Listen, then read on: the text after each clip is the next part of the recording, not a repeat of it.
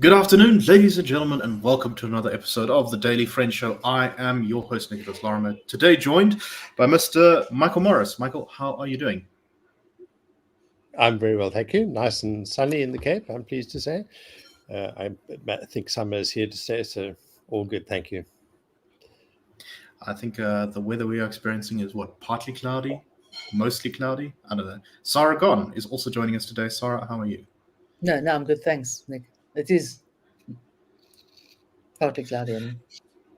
So let us get stuck into the news today. And I think let's start off today with a question that many South Africans have been asking and has kind of been a current through, I think, a lot of the discussions about next year's elections. When you look at the polling and the fact that the ANC is quite likely to drop below 50% for the first time, meaning they will need a coalition. And we've recently had the former chairperson of the IEC, Johan Kriegler, say that if the ANC loses at the polls, he believes that their leadership will respect the result of the election and step down from governing without too much hassle. This question was asked also of South Africans in the IRR's latest poll. The question asked was, imagine the ANC gets less than 50% of the vote in the 2024 national elections and didn't form part of a new government. Do you think the ANC would accept its loss, or do you think it would resort to undemocratic means in an attempt to continue to govern? In that poll, 60% of respondents said that they believe the ANC would resort to undemocratic means to continue to govern, while about 30% said that the ANC would accept the loss. This also includes, I believe, a number of ANC supporters, which was one of the interesting things about that. About 8% of voters were undecided. They didn't, or respondents rather, were undecided. So it's an important question to ask. South Africa has not had a sort of normal, peaceful transfer of power since 1994. And even then, that wasn't a very peaceful transfer of power. There were a lot of negotiations, and there was an enormous amount of violence in the country. So the question does need to be asked, are we sufficiently democratically strong enough that the ANC will willingly and happily give up power if it indeed is locked out of the union buildings after 2024? So, Michael, let me start with you. What do you make of this? You remarked that it's kind of interesting that we even asked this question in the first place. Yeah, I think so. Justice Johan Kriegler is a credible figure, I think, for all the kind of fudges of the IEC in 1994. I think there was some kind of realpolitik considerations that perhaps made it difficult to be absolutely technically punctilious about the election process. It was the first huge election of that kind in the country, and so on. But I think he's a serious-minded figure, and he's a serious figure in the South African pantheon. So it's interesting that he does think. It's encouraging, certainly, that he does think the thoughts that he does. He says, "I'm not an apologist for the ANC. Heaven help me," which itself says something. "I'm not even a supporter, but I do have confidence in the integrity of the basic leadership of the party, that if they lose at the polls, they will go." I think there's perhaps an important qualification there, the basic leadership of the party. I think certainly somebody like Thabo Mbeki, I'm sure that Cyril Ramaphosa and other senior figures in the party, especially the more kind of veteran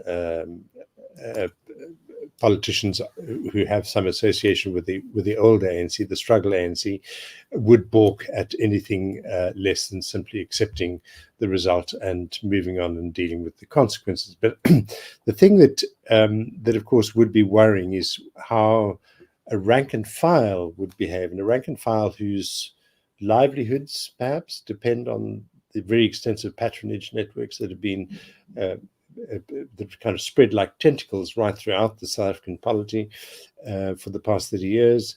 Lots of jobs depend on it, incomes, favors, and so on.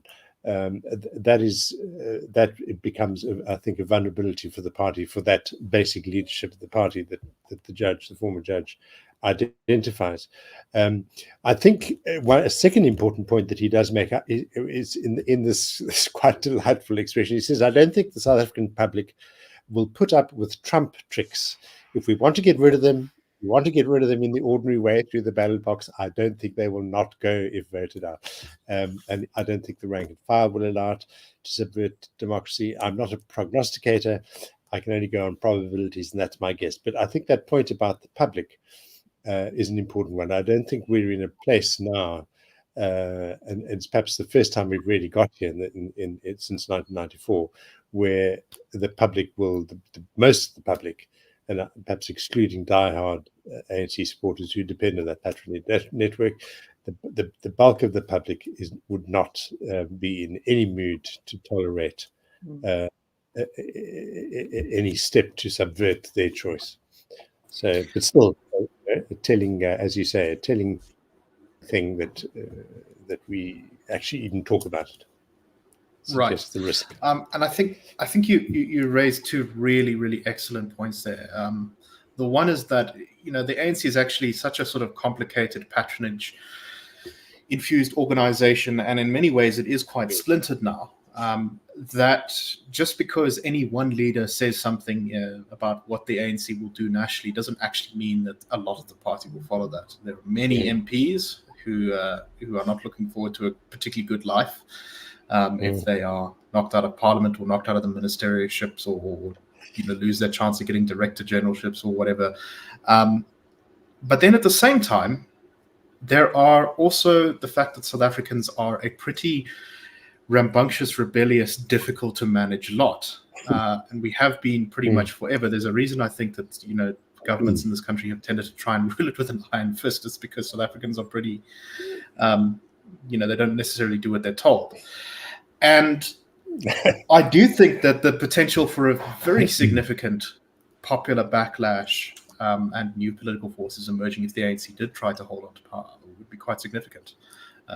We have service delivery protests every single day. There's lots of different factions in the country. The police are not very able to manage all the chaos.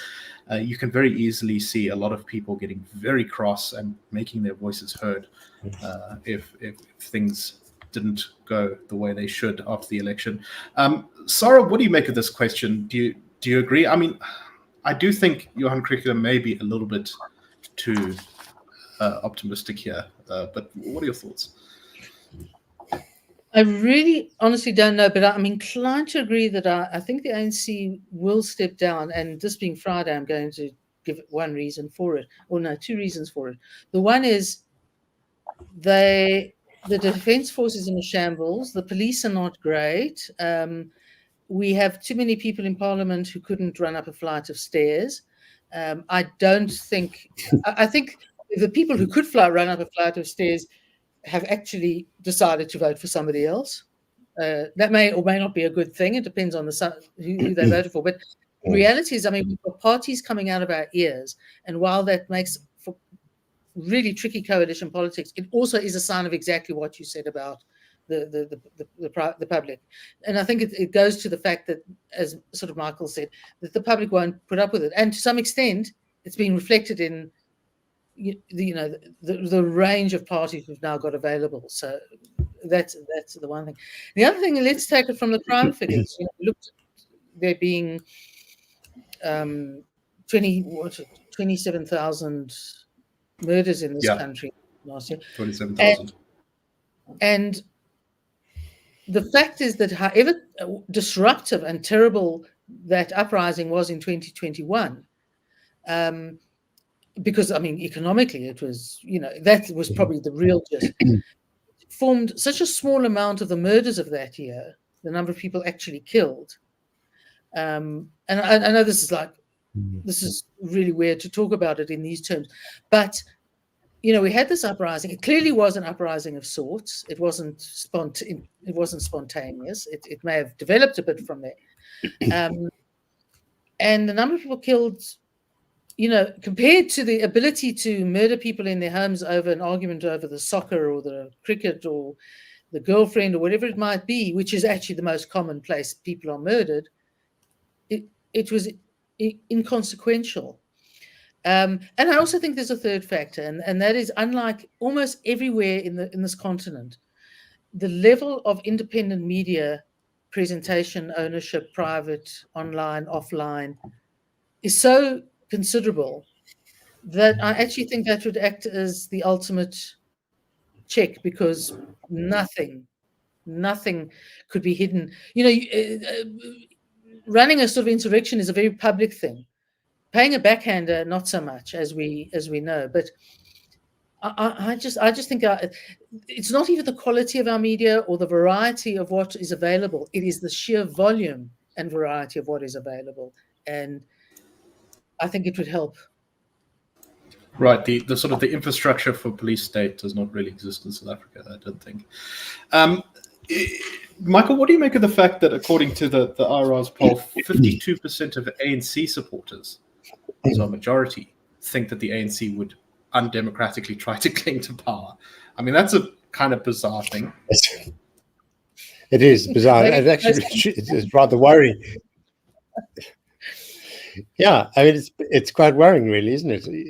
And one immediately thinks, are these people who are perhaps among those who think, well, that's what we would do. We would, it's our historical mission to run the country. We won the struggle, and if we get defeated, it's a revolutionary setback. And I think there are certainly some people who think that way. So it is quite an odd thing, a distinct vote of no confidence, obviously, in a democratic, dispensation, in a party that's committed itself to a democratic process.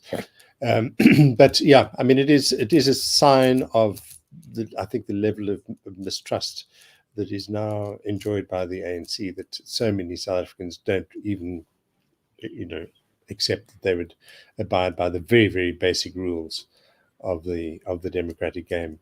And I think, I mean, Sara's point is absolutely right. To put things into perspective, daily life is the crisis. It's murders. It's, women can't. I was just looking at this morning at I think 2 stories involving women who are completely, in cities, just going about their lives, ended up being raped and strangled and and so on. It's just shocking. And it's just really part of the kind of daily fabric of things. And this is the society that our government has tolerated. There were 2 stories that I think I shared in our sort of WhatsApp groups earlier this week. One was about police with seeming indifference, abusing and beating up immigrant business people here in Cape Town. There was the other one about the NHS surgeon from Britain who was out here on holiday with his family, who'd been shot after being directed actually off the main road during the taxi strike. I mean, all these things, the crisis occurs at the nexus of all these problems that we talk about every day. And he'd been, directed into Nyanga, was shot in the face, was still alive, and the family were begging the police to help. Obviously, these are tourists who've just arrived in Cape Town, don't know where the hospitals are, and they described the police just being quite indifferent, standing aside, chatting, and just saying to them, "Look, you must take him to hospital. We can't take him." And that's symptomatic, I think, of exactly what Sara is saying. This is daily life. This is the terrible state that the country has got into, and part of that, I think, is that so many people just don't trust the government anymore. It's as simple as that. Yeah, I think it's also worth considering that even if the ANC loses it nationally, it's not going to suddenly disappear from the countries. From many places of power across the country. It will remain in power in 6 of the provinces, almost certainly. Even in a terrible election, 5 of the provinces, they'd still control the vast majority of municipalities across the country. And so those sort of the entire patronage machine won't actually sort of be unbolted in one instant and everything going down the drain, which I think does help to reduce the likelihood that the ANC would try to risk it all on something, because in many places, I think that's just saying Limpopo is not going to stop flowing. Mm. Yeah, and I think there are probably many people in the ANC who are thinking, well, it looks as though a serious disruption is likely in the next couple of years. Now's the time to start planning the kind of longer view, the comeback. We'll go into opposition for however long it takes, but we'll design the comeback. And that might be an even worse prospect, but nevertheless, I think you're right. I think that it's not as if there's going to be the sudden. Exactly. That is what the Mm. Peronists, who are quite similar to the ANC in many ways, were like in Argentina. They lost power to a free market reformer who then didn't manage to kind of succeed in pushing through his reforms, and then they came back to power. Although they're probably going to lose this election, but we'll have to see. Anyway, okay, let's move on to our next story. And this is an interesting new article in The Economist about competition in South Africa. And they focus on this through the lens of a place where there is a lot of competition in South Africa, and that is the restaurant market or the fast food market. And in particular, the fight over spicy chicken. So Nando's, famous South African brand, now is all over the world. More than 1,200 branches across 22 countries. Was first opened in 1987. That's quite the time. You think about what was going on in the country in 1987, wouldn't make a lot of sense if you told an investor, oh yeah, no, I'm going to open a spicy chicken restaurant now, but it's gone on to become hugely successful. Anyway, so everyone knows Nando's, but it is been in recent years facing a new competitor called, not very creatively, Pedro's, which is very similar in the sort of aesthetics they go for, in the food they serve, that kind of thing. They just tend to be a bit cheaper. And Nando's CEO, when interviewed about this, says that he welcomes the competition. He says, while Pedro's may attempt to resemble us more than most, they certainly aren't the only ones, and it isn't doing our business any harm. We're still succeeding in the marketplace. And as a result, customers now have more options, and prices are coming down on some of these things, despite the fact that the chicken market has been ravaged by all sorts of things, including the recent outbreak of bird flu. You now can get this greater variety and lower price of chicken than you have in the spicy market before. But that's not really the case in the rest of the South African market. In fact, in many cases, we find that it's the big players who are the only ones really left.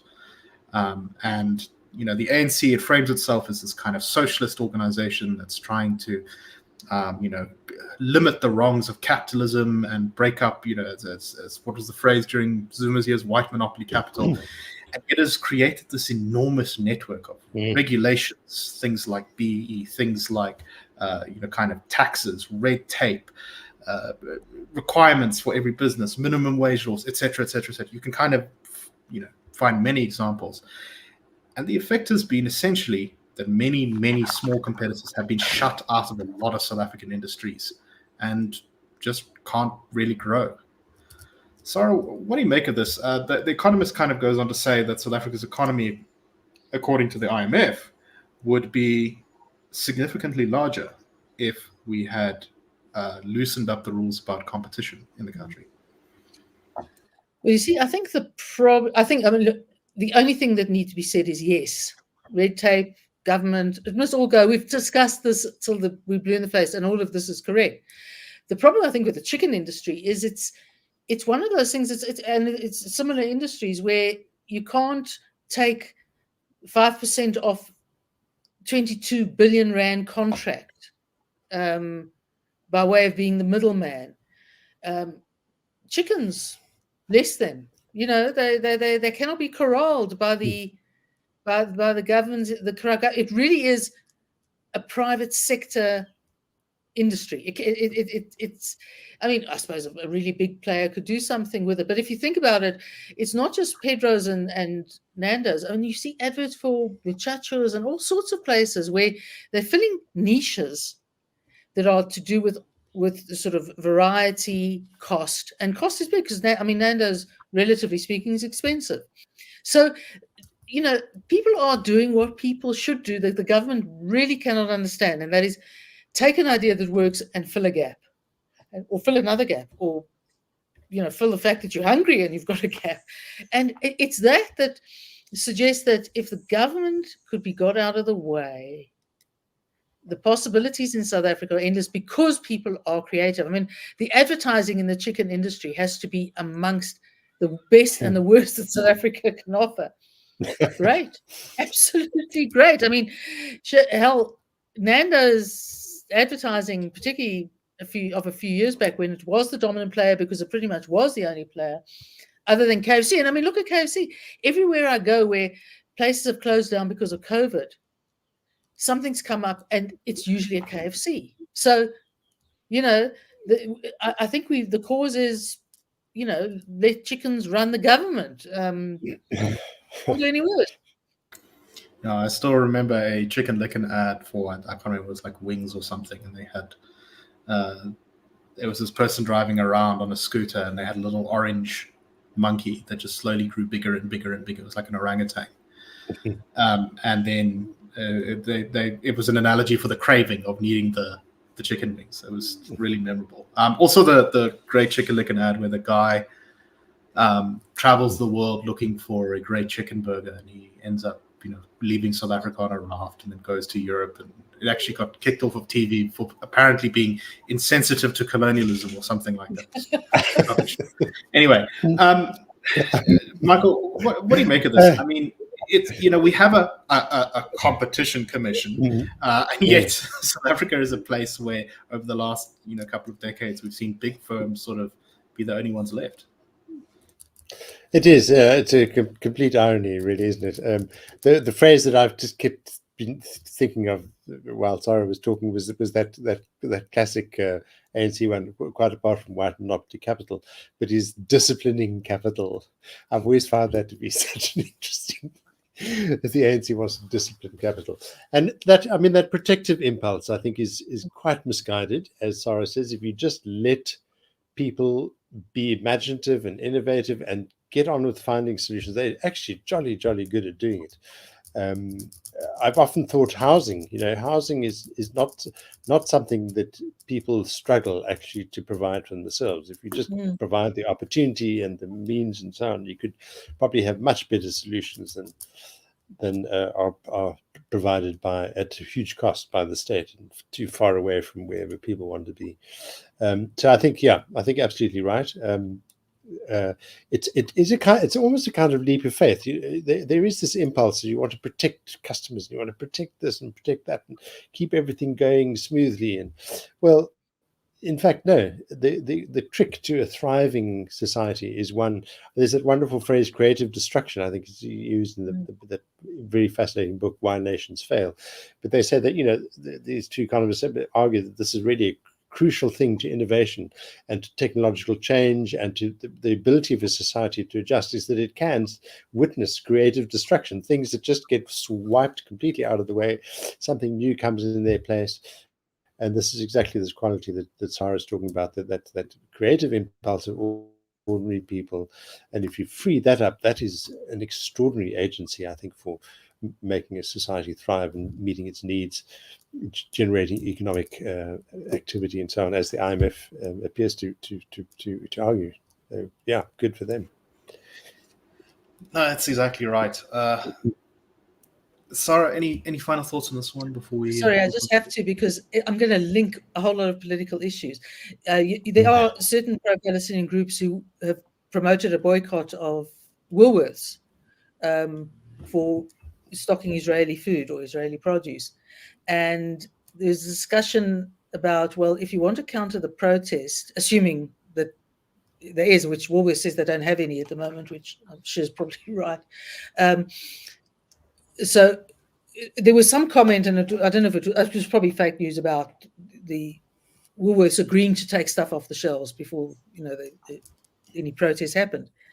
So, as some wag said, if you put that on the Jewish Mommy's website, and I mean there is one, Woolworths will go out of business tomorrow. So the customers will take care of themselves. Yeah, I think so. I mean, that creates. Yeah, Yeah, Exactly right. I mean, yeah, we were talking before the show about a piece that Sara has written, and I urge everybody to look out for tomorrow in the Daily Friend about the Free Speech Union of South Africa, of which Sara is director, part of the IRR, arguing that free speech really is a crucial thing in a society because it frees up people to actually argue the case, change things on the ground, make sure the society is kept free and vibrant and so on. And I mean, this is exactly what it comes down to: is people deciding for themselves how they're going to behave, how they're going to act, they're going to respond to things, they're going to make decisions about the rightness or wrongness of causes and so on. And that is a critical thing in a society. But I think the idea of shoppers, using that muscle is that's an excellent thing. Whatever the cause might be, I think it's keeps the society on its toes. Okay, let's go on, I think, to our last topic, which is going to be some briefings before SCOPA, the Standing Committee on Public Accounts, which has been kind of looking into some of the allegations made by former Eskom CEO Andre de Ruyter. And they've been discussing various issues regarding corruption and interviewing people who have been involved in that sort of thing. A retired police brigadier, Jaap Burger, during this hearing, accused the State Security Agency, so essentially South Africa's CIA or FBI or something, of shutting down investigations into some of the allegations that Andre de Ruyter was interested in. Burger said that when he received information from the private investigators hired by de Ruyter to gather intelligence at Eskom, the State Security Agency did not cooperate and immediately shut down the investigation. He never actually saw the report that was produced by these private investigators. Sara, what do you make of this? This is, I think, not particularly surprising, and the malevolent role of the State Security Agency only seems to be further confirmed by this accusation. No, look, there's almost very little to say about it because, in a way, this evidence coming from somebody who's looking at it from an investigative point of view, outside the media that's been involved, outside all of that, and he's saying the security services has stymied this, some of this investigation. I don't think we're surprised at all, and that is probably almost like the cherry on the top of the rottenness in this country. Is that there was so much argument about where this information came from. I don't know. Maybe I'm just getting a bit sort of grouchy in my old age, but my feeling is whatever information, it's not evidence, it's information. Whatever information you get, grab it, take it. If it doesn't pan out, it doesn't pan out. And if it does, it saved you having to do a whole lot of work. That's how one would hope the security services would respond. Which, of course, only suggests one is they're either too lazy, too incompetent, or they're protecting too many people. So kind of there you have it. That's it, probably it in a nutshell. Michael, what do you make of this? I mean, the State Security Agency has just been in the news for so long as this malevolent thing that just kind of is interfering in things and spying on people it shouldn't be spying on, and it's got all sorts of accusations against it. Even the ANC has, I think, at times complained about it, and yet it kind of seems like we're heading in this particular investigation into like a little bit like what happened with the Zondo Commission report, which is it'll all come out, people will talk about it, the evidence will be presented, a report will be written up, a damning report will be written up, and that will be the end of it. I mean, it is true. We think back to the shocking interview that de Ruyter gave. I can't remember, was it ENCA? And in any other society or any other properly constituted constitutional democracy, within hours there would be resignations, there would be complete embarrassment, there might even have been a general election called, but I mean, he was talking about the mafia involved and the costs of 1 billion a month, and things are just so utterly bizarre. But what I think tends to happen in the public mind is we almost think that, oh, so it's been exposed, so it's kind of dealt with in a sense, And so the Zondo Commission has shown, okay, and proved, and they've had all the evidence. So here it all is. Okay, so that's been done. Then let's move on. But of course, nothing is done. It is just all the information, as far as that nobody's acting on. So yeah, not a very happy circumstance. And one I think the other impression one often gets, especially with the SSA and other organizations of state, is that they're far more involved in the party political and the factional disputes and vendettas and all kinds of arcane things that have actually very little to do with, or almost nothing to do with, the public interest. And that's what seems to be keeping them very, very busy, instead of all these other things that we need them to be dealing with. Oh, exactly right. Yeah, so I think Sara's right. Okay, for our last story, and I just want some quick thoughts from you guys. Very few people may remember him because he wasn't around for that long, but I would probably characterize him as Joburg's worst ever mayor, Tshediso Alamaha, a member of the Al-Jamaah party. He was elevated to the role of mayor by the ANC EFF coalition in Johannesburg. Has announced and then he had to resign because of, I can't remember exactly what the scandal was, but I think he said something that was, or there was some revelation about him. Anyway, go ahead, Michael. No, wasn't it a vast sum of money that was about to be spent on some big infrastructure? Yes, he claimed, yes, I remember it. There was a vast sum of money, and then no one else was talking about it. Anyway, so he's decided that being fired by the ANC and the EFF for being an incompetent mayor, which is quite the achievement, is not enough for him. In fact, he would like to become the premier of Gauteng province.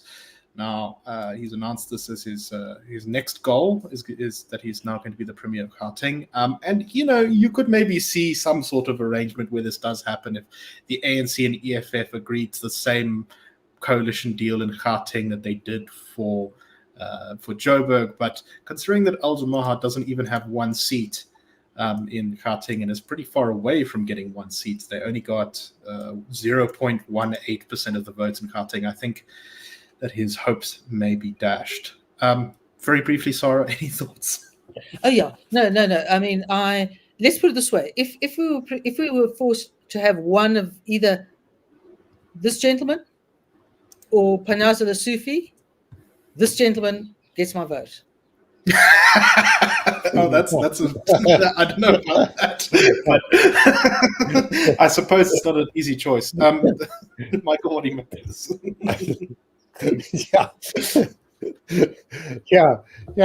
Tactically, I can see the sense of that. I mean, how extraordinary. Poor old Johannesburg, it really is quite something.